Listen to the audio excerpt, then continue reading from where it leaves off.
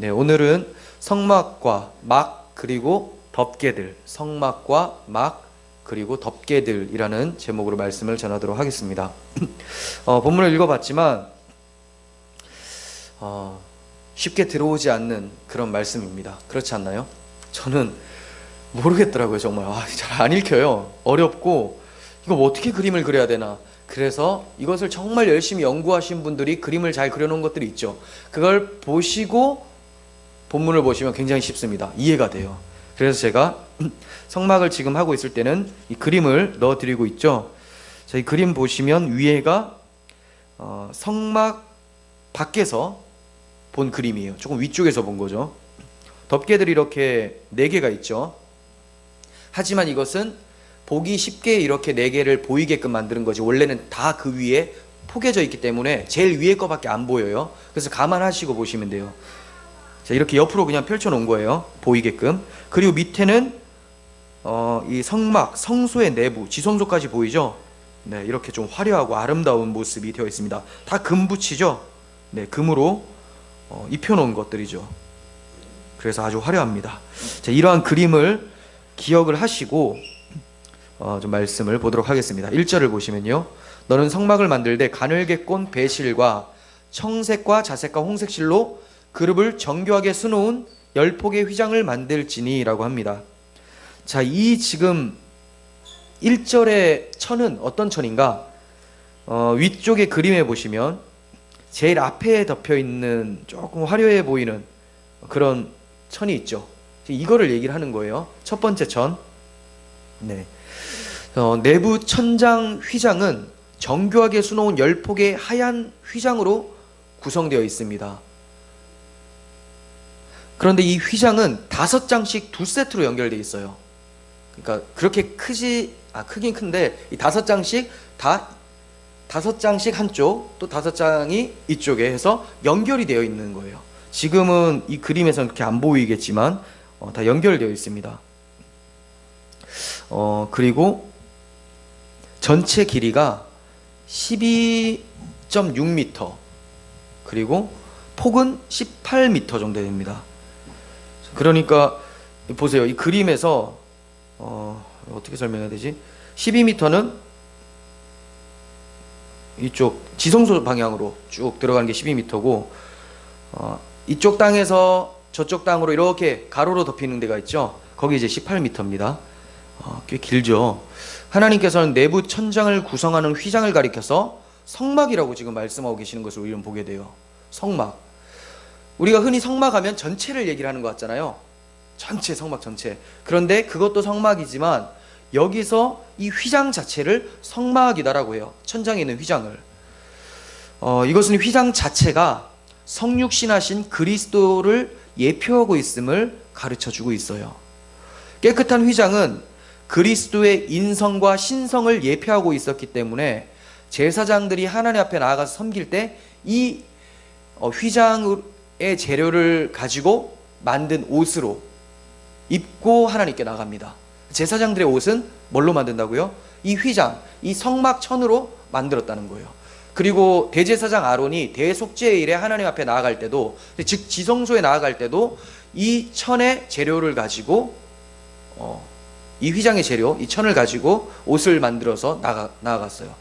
그러니까 대제사장 아론이 지성소에 들어갈 수 있는 것과 제사장들이 성소에서 하나님을 섬길 수 있는 자격이 주어지는 것은 그들 자체에게 있는 것이 아니라 이 휘장으로 만든 옷, 즉 예수 그리스도의 인성과 신성, 성육신하신 예수 그리스도의 아름다움 때문에 그들이 나아가서 하나님을 섬길 수 있다는 것을 우리는 알게 되는 거예요. 이해가 되십니까? 이들이 입고 있는 제사장의 옷, 이것이 바로 휘장의 천이고, 이 휘장의 천의 내용은 예수 그리스도의 성육신하심을 나타내는 것이라고 말씀을 드렸습니다. 자, 좀 더 자세하게 이제 살펴보겠습니다. 먼저 이 휘장의 재료를 고운 세마포라고 설명을 하고 있죠. 정교하게 가늘게 꼰 배실, 이게 이제 세마포입니다. 가늘게 꼰 배실, 굉장히 고운 세마포예요. 이것은 그리스도의 순결한 삶 또는 거룩한 의의를 나타내는 것입니다. 그리스도의 순결한 삶, 거룩한 의를 연상케 한다고 볼 수가 있어요. 계시록에서 이런 표현이 있죠. 깨끗하고 흰 세마포 옷이 나오는데 그것은 성도들의 옳은 행실이다라는 표현이 있었어요. 기억나십니까? 성도들의 옳은 행실이다. 그러니까 어떤 사람들이 이래요. 여러분, 성도들의 옳은 행실, 이 세마포 옷이 여러분들 하나님 앞에 서게 하기 때문에 여러분들 행실을 똑바로 해서 하나님 앞에 서십시오라고 하는 행위주의를 부추기는 설교도 들어보셨을 거예요. 하지만 이 옳은 행실은 누구의 행실입니까? 예수 그리스도의 행실을 이들이 입은 거예요. 세마포 옷. 그래서 또 이제 이런 표현도 있죠. 저기서 나오는 자들이 누군가, 큰 환란 속에서 나오는 자들은 어린 양의 피에 그 옷을 씻어 희게 한 자들입니다. 이렇게 표현도 있습니다. 즉 예수 그리스도의 의가 이들에게 덧입혀져서 하나님이 보실 때는 이들의 행위를 의롭다라고 보셔서 그들을 품어주신다라는 것이죠. 이와 같이 고운 세마포는 그리스도의 의를 나타낸다고 할 수가 있겠습니다. 이처럼 그리스도의 거룩한 의와 또 반대로 대조되는 의가 있는데 그게 누구의 의일까요? 바로 우리들의 의예요. 인간들의 의. 인간들의 의를 이사야서에서는 이렇게 표현합니다. 무릇 우리는 다 부정한 자 같아서 우리의 의는 다 더러운 옷 같으며 라고 합니다. 우리는 다 부정한 자라서 우리의 의는 다 더러운 옷이다. 이렇게 얘기해요. 예수님은 깨끗하고 흰 세마포 옷. 우리는 더러운 옷. 우리는 어떻게 고백해야 됩니까? 내가 가지고 나아가는 것은 더러운 옷이지만 주님께서 입혀주신 그 옷은 깨끗한 옷입니다 라고 고백을 해야 되겠죠.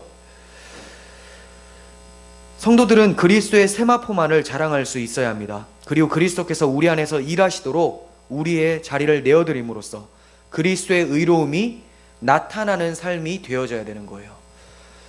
어떤 사람들은 그렇습니다. 그럽니다. 예수께서 우리에게 세마포 옷을 입혀주셨기 때문에 우리는 이제 아무렇게나 행동해도 된다. 하지만 그렇지가 않죠. 우리가 정장만 입어도 추리닝 입었을 때랑 다르잖아요. 추리닝 입었을 때는 그냥 대충대충 막 지냅니다. 막 뒹굴기도 하고 그래요. 하지만 정장 깨끗하고 비싼 옷을 입었어요. 그러면 걸음걸이부터 모든 것이 달라지게 됩니다. 하물며 누구의 옷을 입었습니까? 하늘의 하나님의 아들 창조주의 옷을 우리가 입었어요. 그럼 어떻게 해야 되겠습니까? 당연히 거기에 걸맞는 삶이 나타나겠죠. 아무렇게 살아도 되겠네 라는 사고가 안 된다는 거예요. 그리스도의 의가 우리 안에 들어왔고 그리고 우리의 삶은 그분의 의가 일하도록 그분의 의가 나타나도록 살아갈 수밖에 없게 된다는 겁니다. 이것이 올바른 그리스도인의 자세라는 거예요. 이렇게 우리 모두는 그리스도의 세마포로 옷 입고 또 그 세마포를 나타낼 수 있는 삶이 되어졌으면 좋겠습니다. 자, 그리고 천장 휘장은 하얀 세마포에다가 여러 가지 색깔이 섞이게 됩니다. 뭐가 있습니까? 청색, 자색, 홍색 이게 들어가게 돼요. 그런데 이것이 여러 색깔로 이제 수놓아져서 뭘 만드냐면 그룹을 만듭니다. 그룹이 수놓아져 있다라고 표현하고 있어요. 이러한 색깔들은 그리스도께서 어떤 분이신지를 예표하고 있어요. 먼저 색깔을 살펴보겠습니다. 청색이에요. 말씀을 드리지만 사실 이 지금 말씀드리는 것들은 성경에서 이것은 바로 이것이다 라고 정확하게 나타나는 구절이 없어요. 하지만 성경에는 다 하나님의 뜻이 담겨 있기 때문에 우리가 최대한 근접하게 성경의 용례를 통해서 찾아볼 뿐이죠. 그래서 제가 이건 반드시 이겁니다 라기보다는 이렇게 연상하고 생각하는 것이 좋습니다라고 좀 말씀을 드리겠습니다.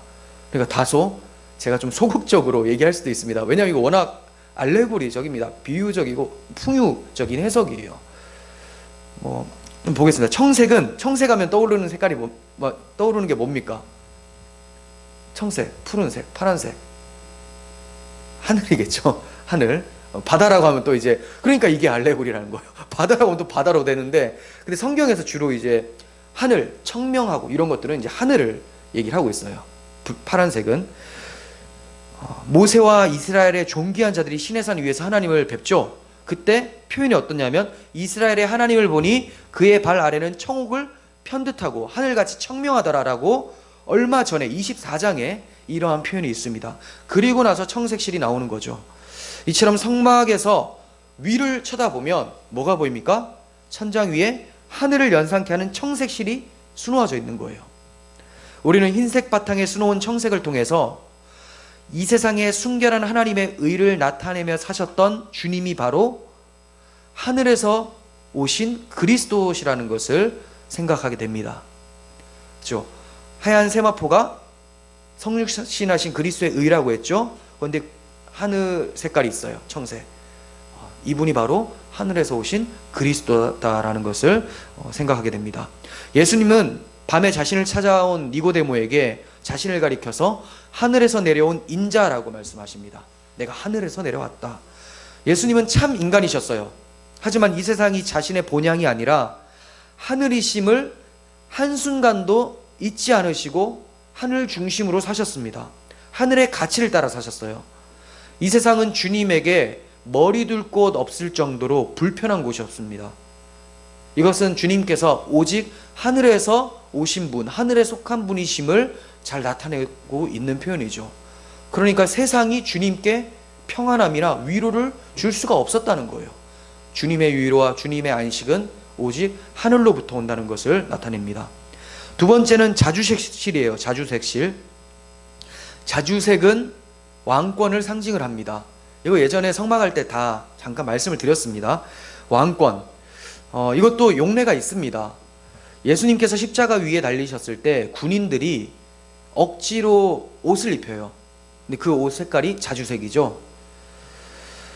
이것은 예수님을 조롱하기 위해서 군인들이 입혔지만 그들의 악을 통해서 주님이 왕이시라는 것을 드러내 보이셨던 사건이죠. 이러한 주님의 왕되심은 마태가 자신의 복음서를 통해서 잘 설명하고 있습니다. 마태복음 1장에서는 시작할 때 뭐라고 합니까? 아브라함과 다윗의 자손 예수 그리스도의 계보다라고 시작을 하죠. 근데 다윗은 어떤 자예요? 왕이죠, 왕. 왕으로 시작이 되는 거예요. 그래서 왕의 복음, 마태복음은 왕의 복음서 이렇게도 표현합니다. 이렇게 다윗의 자손, 왕의 자손으로 시작하고 2장에 가서는 동방박사들의 입술을 통해서 뭐라고 합니까? 유대인의 왕으로 나신 이가 어디 있느냐라고 질문하는 것을 통해서 그분이 왕이심을 나타내요. 또 3장에 가서는 예수님께서 직접 천국이 가까이 왔느니라 이렇게 말씀하세요. 왜 천국이 가까이 왔다고 합니까? 천국의 왕이신 예수님께서 이들 가운데 앞에 계셨기 때문에 그래요. 그분이 천국의 왕이 이 땅 위에 오셨기 때문에 이제 곧 천국은 임한다라고 말씀하는 것이죠.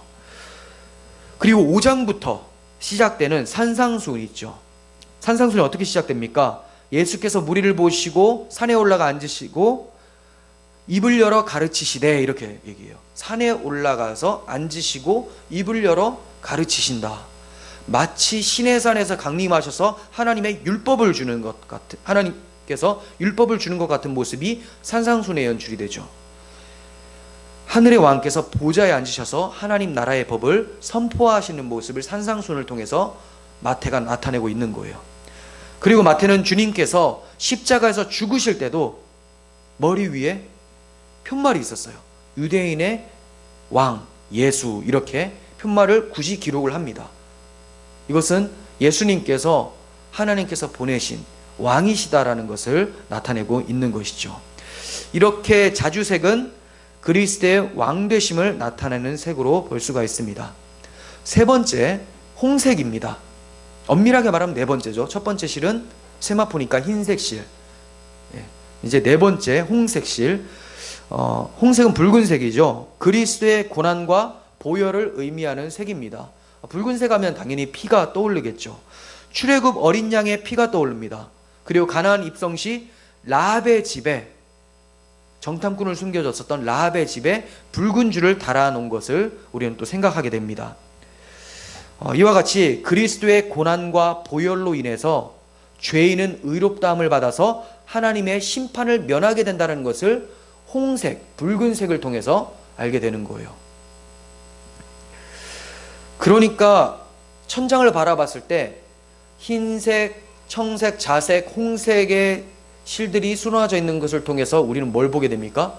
그리스도께서 누구시고 그분께서 행하신 사역이 어떠한 것인지를 살펴볼 수 있게 된다는 것이죠. 제사장들이 이걸 만약에 정말 깨닫고 있었으면 너무나 영광스럽지 않겠습니까? 제사며 섬기로 들어갔을 때 하늘만 바라보면 그 그리스도의 영광이 나타나고 있는 모습이죠. 하지만 많은 제사장들이 이걸 몰랐던 거예요. 우리는 얼마나 복받은 자들이에요? 성경을 통해서 이미 그리스도의 영광을 알고 거꾸로 이제 답을 알았으니 어떻게 나왔는지 한번 살펴볼까 하면서 찾는 거잖아요. 우리가 이 성막이 지금 있으면 참 놀라워하면서 하나님을 찬양하겠죠. 하지만 우리는 이 예배당에서도 그 성막보다 더 찬란하게 빛나는 하나님의 영광을 경험하게 되고 또 그렇게 예배하고 있습니다.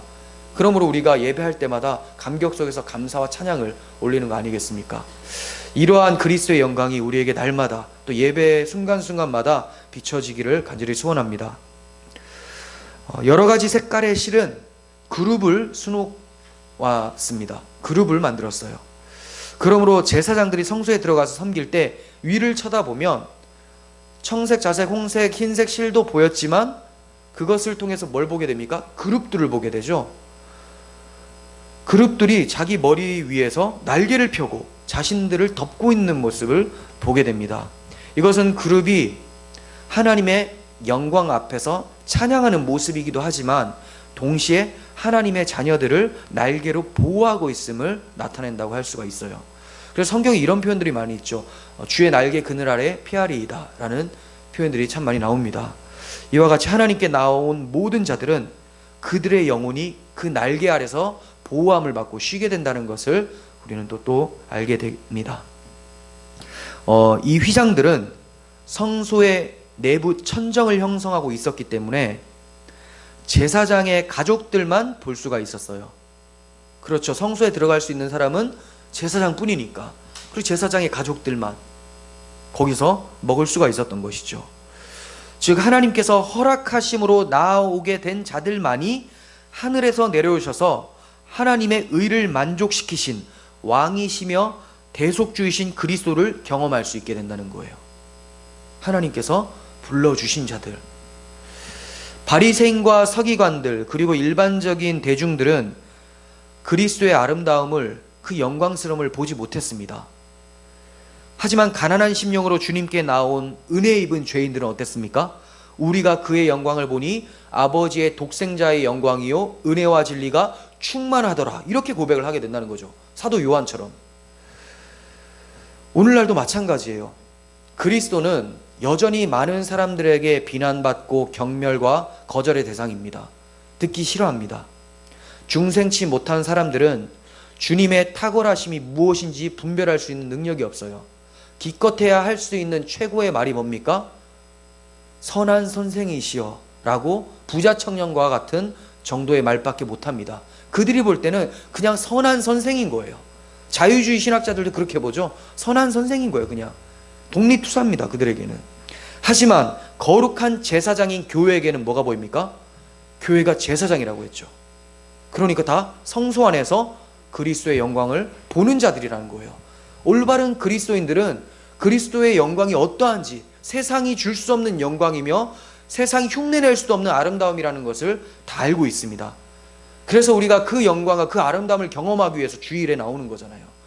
뭐 아무리 재미난 게 있어도 그것보다 더 아름답고 더 재미나고 더 영광스러운 주님의 영광을 보기 위해서 이 자리에 나오는 거 아니겠습니까? 우리들에게 보이는 거예요. 다른 사람들에게 못 봅니다. 그러니까 얼마나 교회가 큰 은혜를 입은 자들입니까? 그래서 예배 드릴 때마다 우리는 그 하나님의 아들의 영광스러움 때문에 찬송하며 또 볼 수 있게 해주신 하나님께 감사할 수밖에 없는 것이죠. 그 휘장들이 성막 내부 천정에 위치하고 있었다는 점은 자신을 낮추시고 죽기까지 복종하신 그리스도께서 이제는 어디에 계신다는 거예요? 천장, 즉 하늘에 오르셔서 하나님 우편에 앉아 계신다라는 것을 또 생각하게 돼요. 이 그리스도의 영광이 땅에 척 널브러져 있는 게 아니에요. 그분은 낮아지셔서 이 땅에 오셨지만 지금은 그들이 올려다봐야 되는 하나님 보좌 우편에 하늘에 계시다라는 것을 천장 휘장을 통해서 또 알게 되는 것입니다. 예배자는 제사장들은 위를 바라볼 때마다 화려한 장식과 흠없는 깨끗한 세마포만 보게 됩니다. 이처럼 하나님을 섬기는 자들이 진정으로 예배하고 있다면 그들의 눈에는 뭐가 보일까요? 하나님 아들의 영광스러움이 보인다는 거죠. 그거밖에 안 보여요. 영광과 존귀로 관을 쓰신 예수님만 보게 되는 겁니다. 저는 우리의 예배가 너무나 자기중심적으로 이루어지고 있지 않은지 돌아봤으면 좋겠어요. 예배를 드리면서 내 형편이 좀 나아져야 될 텐데, 예배 드리면서 지금 이 앞에 펼쳐진 이런 상황들이 좀 해결되었으면 좋겠는데, 내 자녀가 어떻게 되었으면 좋겠는데, 다 온통 나와 관련된 걸 얘기를 하는데, 그걸 보는 자가 아니라 진짜 예배하는 자는 뭐 본다고요? 제사장들이 참으로 예배한다면 성소 안에 있는 금빛 찬란한 그 성소 기물들, 예수 그리스도죠. 그리고 하늘을 보았더니 천장에는 그리스도의 영광스러움이 또 도배가 되어 있는 거예요. 이것을 보는 자들이 진짜 예배하는 자들이죠. 영광과 진리로 예배하는 자들, 이런 자들은 하나님께서 보여주시는 그리스도를 발견하게 되는 것입니다. 주님께만 집중하는 예배가 되었으면 좋겠어요. 4절부터 6절 봅니다.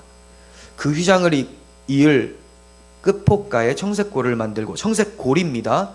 이어질 다른 끝포가에도 그와 같이 하고, 휘장 끝포가에 고신계를 달며 다른 휘장 끝포가에 고신계를 달고 그 고들을 서로 마주보게 하고, 금 갈고리 신계를 만들고 그 갈고리 휘장을 연결하여 한 성막을 이룰지며 라고 합니다.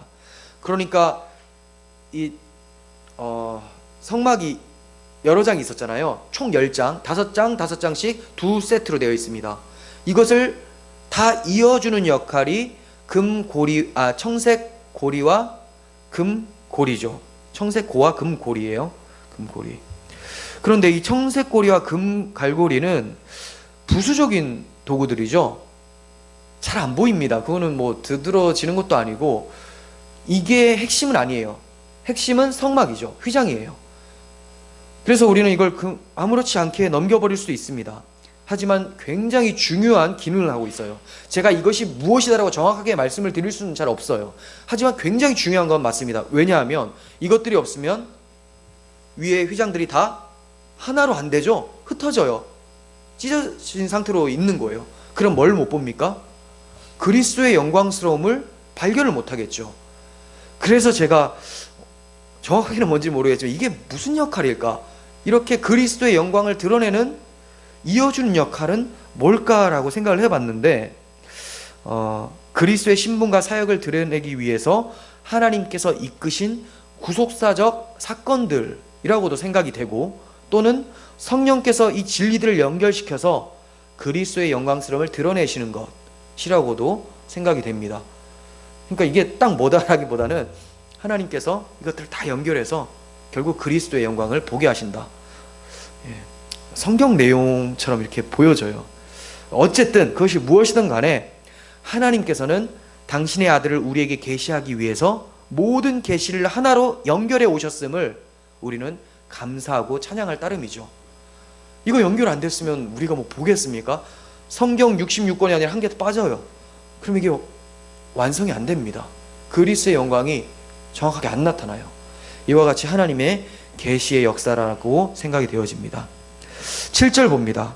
이제 7절부터는 첫 번째 천, 성막이 아니라 그 성막을 덮고 있는 천이에요. 7절, 그 성막을 덮는 막, 곧 휘장을 염소 틀로 만들되 11폭을 만들지며 라고 합니다. 여기서 주의 깊게 봐야 할 점은 성막과 막이 구분돼서 설명되고 있다는 거예요. 우리는 얼마나 쉽게 자주 혼동해서 씁니까? 성막과 막은 다른 거예요. 성막은 천장 휘장을 말하죠. 막은 단순히 장막이에요. 그냥 장막천. 이러한 구분은 민수기에 잘 나타나 있습니다. 민수기 3장 25절 보시면요, 게르손 자손이 회막에서 맡은 일은 성막과 장막과 그 덮개와 회막 휘장 문과 이렇게 표현합니다. 첫 번째 성막은 천장의 휘장이에요. 두 번째 장막은 지금 말씀드릴 염소털로 짠 천이에요. 세 번째 덮개는 그 위에 붉은색 물들인 순양 가죽, 그리고 제일 위에는 해달 가죽이라고 되어 있어요. 그 덮개는 두 개입니다. 이 덮개. 그리고 회막 휘장문은 성소와 지성소를 분리시키는 그 휘장 있죠? 그 휘장. 성소와 지성소를 분리시키는 그 휘장을 말하는 거예요. 그러니까 이 게르손 자손들은 천과 주를 맡은 자들인데 이때 천들을 구분해서 말을 하고 있는 것을 보게 되죠. 이제 성막이 아니라 염소털로 된 휘장, 곧 막에 대해서 살펴보도록 하겠습니다. 막을 염소털로 만들었다는 점에서 저는 생각나는 사건이 있었습니다. 뭐 여러분들도 생각나시는지는 모르겠지만 염소털 하면 이삭의 장자 에서가 생각이 난다는 거죠. 저는 왜 그런지 아세요? 야곱이 장자의 축복을 받고 싶어서 아버지 이삭에게 나오는데 이삭이 눈이 어두워서 잘 못 봅니다. 그때 야곱이 그냥 나아가면 야곱은 몸에 털이 없었어요. 그래서 금방 알아본다는 거죠. 어머니께서 에서인 척 하기 위해서 염소털을 붙여줍니다. 팔에. 그리고 목소리가 이제 야곱의 목소리니까 일로 와봐라. 너 목소리가 야곱 같은데 내가 좀 만져보자 했더니 탁 만져보니까 털이 있는 거예요. 이거 에서구나 해서 축복을 내버립니다. 자, 이런 사건을 제가 이제 생각을 하게 되었다는 거죠. 이것도 굉장히 알레고리인데 성경 용례가 염소털에서 쓰여진 게 별로 없어요. 그래서 이거와 연관이 돼 있겠다 이렇게 생각이 된 거예요. 굉장히 자신감이 없죠. 네, 자신감이 없지만 그래도 뭐 어느 정도 연결이 되잖아요. 그러면 뭐가 덮고 있느냐? 장자의 명분이 덮고 있다는 거예요. 장자의 명분이. 즉 밑에서 예배하는 자들은 죄인들이죠. 인간은 다 죄인이에요. 하나님의 장자가 될 수가 없는데 장자신 그리스도께서 그들을 덮어주심으로 하나님께서 장자로 받아들여 주신다라는 관점에서 저는 이것을 해석을 했습니다. 그러니까 우리의 힘이나 노력, 공로가 아니라 오직 하나님의 아드님으로 인해서 아들들로 받아들여졌다는 사실에 겸손함으로 찬송을 할 수밖에 없다는 것이죠. 네, 염소털. 저는 이거 굉장히 은혜 받았는데 여러분들은 안 그렇습니까? 자, 염소털로 된 막은 아래의 세마포 휘장을 보호합니다. 그죠? 휘장을 보호해요. 그리고 성소의 그 측면과 후면을 이루고 있는 금으로 된 널판을 덮기 위해서도 설계가 되었습니다. 그림 한번 보세요. 여기 보면 제일 위쪽 그림을 보시면 천 밑에 살짝 보이는 게 있죠. 무슨 나무 토막 같은 게 보이죠. 여러 개가 있죠. 이것들을 덮기 위해서라도 이 두 번째 휘장이 덮여집니다.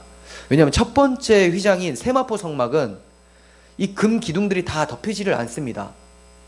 왜냐하면 이쪽 땅에서 저 천정을 지나서 저쪽 땅까지의 거리가 30규빗이에요. 그런데 첫 번째 휘장은 몇 규빗이라고 나오죠? 28규빗입니다. 그러니까 양쪽에 다 한 규빗씩 남게 돼요. 한 규빗은 이 정도예요. 보세요. 이 끝 손가락에서 여기 접히는 부분까지. 그래서 보통 한 50cm 이렇게 이제 생각을 합니다. 그러니까 양쪽에 50cm 정도 붕 뜨는 거예요. 이거를 덮기 위해서 위에 두 번째 천이 되어지는 것이죠. 다 덮여집니다. 14절 상반부 보시면요.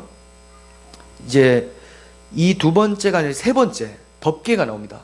덮개 중에 첫 번째 덮개, 붉은 물들인 순양의 가죽 덮개예요. 붉은 물들인 순양의 가죽으로 막의 덮개를 만들고라고 합니다. 외부 덮개가 두 개인데 붉은 물들인 순양 덮개와 그다음 해달 가죽 덮개. 이 덮개들은 자기 백성의 죄에 대한 심판을 견디신 그리스도를 상징을 합니다. 다시 말씀드릴게요. 이 덮개는 자기 백성의 죄에 대한 심판을 견디신 그리스도. 그러니까 굉장히 고난이 담겨져 있고 고통스러운 그런 모습들이 담겨져 있겠죠. 그래서 덮개는 그러한 모습이 나와요. 먼저 순양 가죽 덮개, 보시면 하나님을 향해 헌신하는 그리스도임을 보게 됩니다. 하나님께 헌신하는 그리스도. 왜 그러냐면 양은 제사장들이 여호와를 섬기기 위해서 자신들을 구별시키는 위임식을 하게 되는데 그때 사용한 희생 제물이에요. 이게 양입니다. 제사장이 헌신할 때 자신을 드릴 수는 없으니까 양을 먼저 드립니다. 그리고 아브라함이 이삭을 번제로 드리려고 할 때 하나님께서 준비시켜 주신 제물이 뭡니까? 순양이었죠. 순양. 이처럼 순양의 가죽은 하나님을 섬기기 위해서 자신을 내어주신 그리스도의 헌신을 예표한다고 할 수가 있어요. 그런데 이 순양 가죽을 붉게 물들이라고 얘기를 해요. 붉게 염색을 해라. 이것은 그리스도의 헌신이 죽기까지의 헌신이었다라는 것을 말씀합니다. 그러니까 정리를 하자면 그리스도께서는 하나님께서 받으시기에 합당한 제물이신데 하나님께 죽기까지 순종하여 하나님의 일, 즉 하나님을 섬기는 일, 구원 사역을 완성시킨 분이다라고 설명을 할 수가 있어요. 이게 첫 번째 덮개, 붉은 물들인 순양 가죽 덮개의 뜻이라고 할 수가 있습니다. 자, 그리고 두 번째 덮개입니다. 해달 가죽이에요. 해달 가죽. 순양의 가죽 위에 해달 가죽으로 놓았습니다. 제일 마지막 덮개예요. 제일 마지막 덮개. 근데 해달이 뭘까요? 해달. 예? 해달 돌고래라고 이제 번역이 되어집니다. 돌고래, 어떤 데는 물개 이렇게 설명하는데 돌고래로 보면 좋을 것 같습니다. 돌고래 가죽인데요. 성막을 완성하려면 제일 마지막에 뭐가 덮여야 된다고요? 이 돌고래 가죽 덮개가 덮여져야지 완성이 돼요. 그런데 성막 완성을 위해서 마지막에 덮는 돌고래 가죽은 신발을 만드는 데 사용하는 재료였어요. 신발. 에스겔서 16장 10절 보세요. 수놓은 옷을 입히고 물돼지 가죽신을 신기고 가는 배로 두르고 모시로 덧입히고 이렇게 표현이 됩니다. 물돼지 가죽신, 이게 타하시라고 하는 단어인데 아까 해달 가죽하고 동일한 단어예요. 타하시. 그러니까 이것도 돌고래 가죽신, 물돼지 물돼지라고 하는데 네. 하지만 이 성막을 만드는데 이 물돼지 가죽, 돌고래 가죽을 다 받쳐버리면 어떻게 됩니까? 광야를 지나가는데 이 사람들이 신발을 만들 재료가 없는 거죠. 근데 받쳤어요. 받쳐버렸습니다. 그럼 이런 생각을 할 수 있겠죠. 이들 입장에서는 하나님, 이 가죽은 우리가 광야를 통과할 때 사용할 신발을 만드는 데 써야 될 재료인데 이거 다 들여버리면 우리 어떻게 걸어갑니까? 이런 불평을 할 수가 있어요. 그런데 이들이 하나님의 임재를 상징하는, 하나님과 함께 만나는 처소인 성막을 만드는데 내어놓습니다. 그리고 신을 벗는다는 것은 뭡니까? 겸손을 뜻해요. 하나님 앞에서 신을 벗어요. 나는 아무것도 아닙니다라고 하고 자신의 신의 재료를 하나님께 드렸을 때 하나님께서 어떠한 역사를 펼치십니까? 40년을 걸어가는데 자신들이 신고 있던 신발이 해지지가 않아요. 끝까지 40년을 신고 간다는 거죠. 여러분, 신발 40년 동안 신은 거 있습니까? 뭐 가만히 모셔둔 거 말고 하루에 1시간씩만 걸어도 다 떨어지죠. 그런데 40년을 광야를 걸었는데도 나이키도 아닌데, 그죠? 아디다스도 아닌데 이 당시 신발이 상태가 괜찮았다는 거죠. 무엇입니까? 하나님께 나아갔을 때 하나님의 임재를 사모하는 자에게는 하나님께서 그들의 광야길을 지켜내신다. 약속의 땅까지 이르는데 하나님께서는 보호하신다라는 것을 우리는 배우게 됩니다. 그러므로 여러분들이 하나님 앞에 여러분들의 것을 드리는 데 있어서 아까워하지 마시길 바랍니다. 꼭 이렇게 말씀을 드리면 항상 돈만을 생각합니다. 물론 돈 중요하죠. 왜 그렇습니까? 돈은 사람들의 마음이 거기에 향하기 때문에 그래요. 하지만 제가 지금 말씀드리고자 하는 것은 제일 중요한 핵심, 여러분들의 마음을 하나님께 드리는데 주저하지 마시길 바랍니다. 그럴 때 하나님께서 우리의 신이 하나님 나라 이를 때까지 벗겨지지 않도록 끝까지 우리를 인도하시고 보호해 주실 줄을 믿습니다. 광야에서 성막을 바라볼 때 사람들의 눈에는 뭐만 보였을까요? 광야에서 성막을 다 바라보면 뭐가 보였을까요? 성막 울타리 너머에 보이는 해달 가죽 덮개밖에 안 보여요. 성막 울타리 너머 살짝 이렇게 튀어나와 있거든요. 그 사진이 없네요. 그럼 그것만 싹 있어요. 외부 사람들은 그것만 보게 된다는 거예요. 성막의 내부는 못 봅니다. 하지만 해달 가죽의 모습은 보게 돼요. 이 해달 가죽 덮개는 광야의 모래와 바람과 뜨거운 열기로 인해서 낡고 보잘것없는 모습을 하고 있었습니다. 이것은 성막으로 들어오지 못한 채 밖에서만 구경하는 사람들에게 비추어진 성막 모습이에요. 하지만 성막 내부는 어땠습니까? 금빛 찬란했죠. 아름다웠습니다. 여러 개의 색깔의 실이 수놓아져 있어요.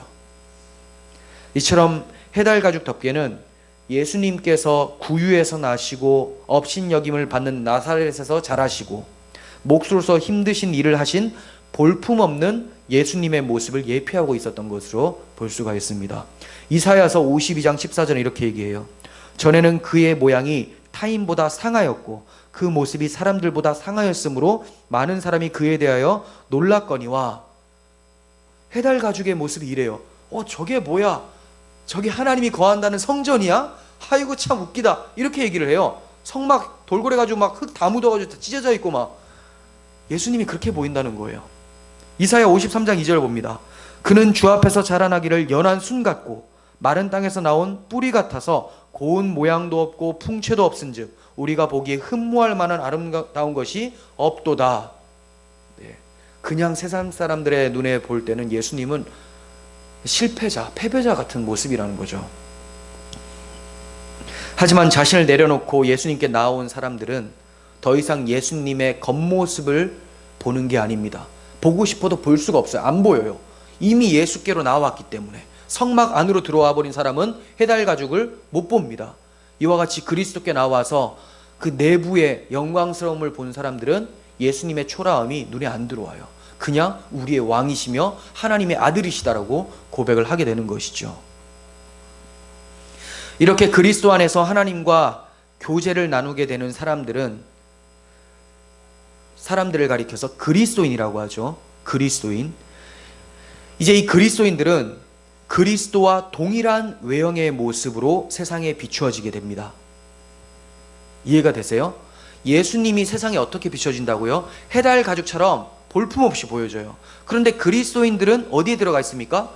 예수라는 성전 안에 들어가 있죠. 성막 안에. 그래서 바울이 너희는 성령이 거하는 전이다 라고 얘기를 하잖아요. 우리도 성전이라는 거예요. 근데 이 성전이 우리들끼리는 성전으로 보이는데 믿지 않는 사람들이 봤을 때는 성전으로 보일까요? 아니라는 거예요. 굉장히 볼품없고 하찮게 보여요. 이거는 뭐 기독교인들이 꼬질꼬질하고 씻지 않고 힘이 없다 이런 걸 말하는 게 아니에요. 이길 수도 있어도 져주고 참고 인내하고 그 겸손한 모습을 취하니까 이들이 볼품없는 자로 패배자로 이렇게 본다는 거죠. 하지만 세상은 그렇게 볼지언정 성막의 내부의 모습도 그랬습니까? 아니라는 거죠. 여러분들 안에는 그리스도의 아름다운 영광이 있다는 것을 기억하셔야 돼요. 바울은 이렇게 얘기를 합니다. 그러므로 우리가 낙심하지 아니하노니 우리의 겉사람은 낡아지나 우리의 속사람은 날로 새로워지는도다. 세상 사람들이 봤을 때 기독교인들은 계속 박해당하는 것 같고 참으니까 계속 박해당하니까 쟤네들 뭐냐, 아주 뭐 성공도 못하고 힘도 없다라고 얘기를 해요. 하지만 우리의 속사람은 날로 새로워진다, 날로 그리스도의 영광으로 충만해진다는 것을 사도 바울은 얘기를 하고 있습니다. 세상이 보면 낡아진 모습이라도 하나님께서는 새로워진 우리들을 바라보고 계세요. 그리고 하나님의 영이 임한 자들, 즉 교회들은 서로를 바라볼 때 그러한 새로운 모습들을 보며 하나님께 영광을 돌리게 됩니다. 여러분 서로를 바라볼 때 그러한 모습 보입니까? 그냥 여전히 볼품없고 저 사람은 정말 뭐 아무것도 아닌 것 같아 이렇게 보인다면 여러분들 안에 예수 그리스도가 안 계실 수 있다는 거예요. 왜냐하면 자기 안에 계신 그리스도의 영광을 본 자들은 타인들을 바라볼 때, 형제자매를 바라볼 때도 그리스도를 발견하게 된다는 거죠. 그분 안에 있는 예수 그리스도의 영광을 바라보면서 그분을 누구처럼 대하게 됩니까? 그리스도처럼 대하게 되죠. 그래서 서로 섬겨요. 서로 섬기니까 섬김을 받는 입장들이 다 있죠. 그래서 왕 같은 대접을 받는 거예요. 그냥 내 발을 닦아라 해서 왕 대접 받는 게 아니라 내가 섬기고 저 사람이 섬겼더니 서로 왕이 되어버리는 현실. 이것이 그리스도의 왕의 모습이라는 거죠. 그리스도의 왕직의 모습. 우리의 내면은 그리스도의 영광으로 빛나고 있다는 사실을 잊지 않았으면 좋겠습니다. 그리스도의 신부를 상징하고 있는 아가서의 술람미 여인은 이렇게 말을 합니다. 예루살렘 딸들아, 내가 비록 검으나 아름다우니 게달의 장막 같을지라도 솔로몬의 휘장과 같구나. 내가 비록 검지만 아름답다. 게달의 장막, 해달 장막 같을지라도 솔로몬 휘장과도 같다라고 얘기를 합니다. 술람미는 정확하게 얘기를 하고 있죠. 너희는 내 겉을 보고 있어. 검어. 하지만 나는 솔로몬이라는 왕의 사랑을 받고 있는 아름다운 자야 라고 인식을 하고 있어요. 게달의 장막, 그냥 돌고래 가죽 같은 덮개처럼 사람들은 보지만 내 안에는 솔로몬의 휘장, 성전 안에 아름다운 수놓은 실과 같은 그 아름다움의 모습이 자신에게 있다고 확신을 하고 있다는 거죠. 왜 그렇습니까? 솔로몬 왕의 사랑을 받고 있기 때문에. 솔로몬 왕의 사랑을 받는 여인도 이 정도 고백을 하는데, 여러분들은 누구의 사랑을 받고 있어요? 자기 아들을 내어주시기까지 하신 하나님 아버지의 사랑을 받고 있다면 우리는 이 술람미의 고백을 날마다 할 수 있어야 되지 않겠습니까? 세상 모든 사람들이 천만인이 우리를 애워싼다 할지라도 우리가 굴복할 수 없고 좌절하지 않는 것은 하나님께서 나를 사랑하신다라는 그 사실을 우리가 알고 있기 때문입니다. 우리 안에 계신 그리스도의 아름다운 영광이 날마다 경험되어지는 그런 삶이 되어지기를 간절히 소원합니다. 기도하겠습니다. 사랑의 하나님 아버지, 저희가 성막 밖에서 해달 가죽만 보는 그런 불신자의 모습이 되지 않기를 소원합니다. 하나님께서 초대해 주셔서 제사장으로 불러주셨고 성소에서 또 지성소에서 하나님을 섬기며 그 아름다움을 날마다 경험하는 그런 제사장들의 모습이 저희가 되게 하여 주시고, 그 아름다운 하나님의 영광이 우리 안에 있으므로 우리가 좌절치 아니하고 세상과 싸워가며 그리스도의 영광만을 나타낼 수 있는 그런 주님의 백성들 될 수 있도록 도와주시옵소서. 예수님의 이름으로 기도합니다. 아멘.